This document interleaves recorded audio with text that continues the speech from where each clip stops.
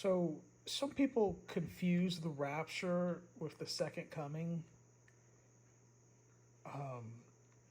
and you know there's quite a few reasons to that prove that the rapture and the second coming are two different events. But in this video, I'm going to give you just one crystal clear reason. Okay, and uh, I'm eventually make some other videos giving some other reasons and talking about the distinctions between the rapture and the second coming. But the reason, or the but here in this video, the reason I'm going to give is that in the rapture, Jesus' feet do not touch the ground, whereas in the second coming, his feet do touch the ground. Okay? He touches the ground in the Mount of Olives during his second coming. So in 1 Thessalonians chapter 4, and I'll start at verse 14. For if we believe that Jesus died and rose again, even so them which also sleep in Jesus will God bring with him. For this we say unto you by the word of the Lord, that we which are alive and remain unto the coming of the Lord shall not prevent them which are asleep. For the Lord himself shall descend from heaven with a shout, with the voice of the archangel, and with the trump of God, and the dead in Christ shall rise first.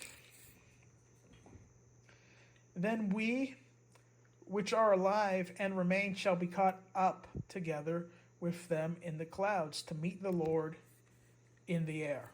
And so shall we ever be with the Lord.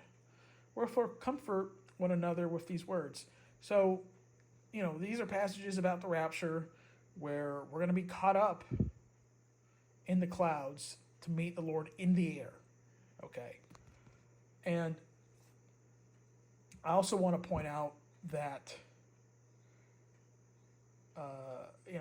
1 Thessalonians chapter 4, verse 17 here, this verse alone debunks purgatory. And, the Roman Catholics, and, this is taking a little detour here, but look, the Roman Catholics, they don't believe in the rapture because, and part of the reason they reject the rapture is because it'll mess up the false doctrine of purgatory. And, they believe in purgatory and they teach purgatory, right? And,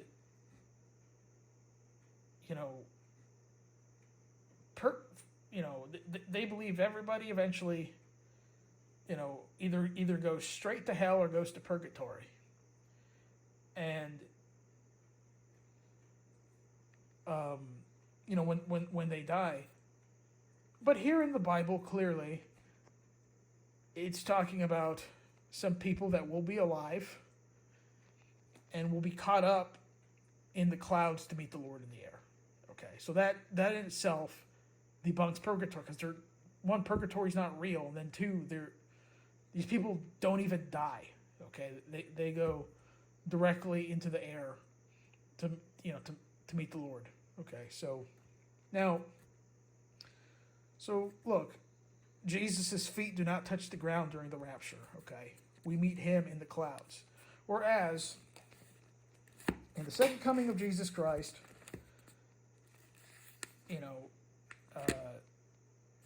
let me go to Zechariah. His feet are going to touch down on the Mount of Olives. Okay.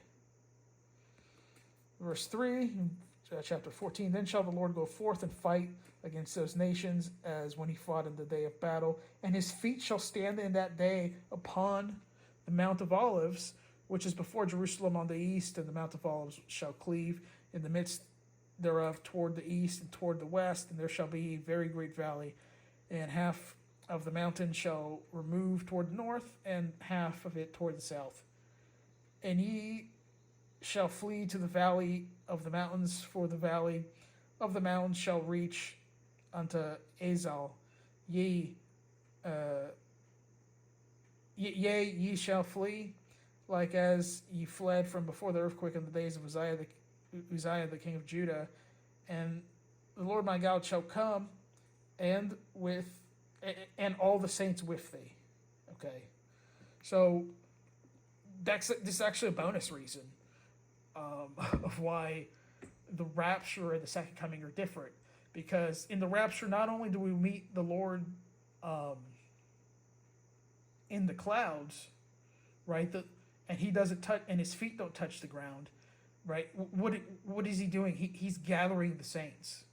Okay. Whereas in the second coming, his feet touch the ground, and he's coming with his saints. Okay, so that's a huge difference, and it's a clear difference. Anyways, God bless.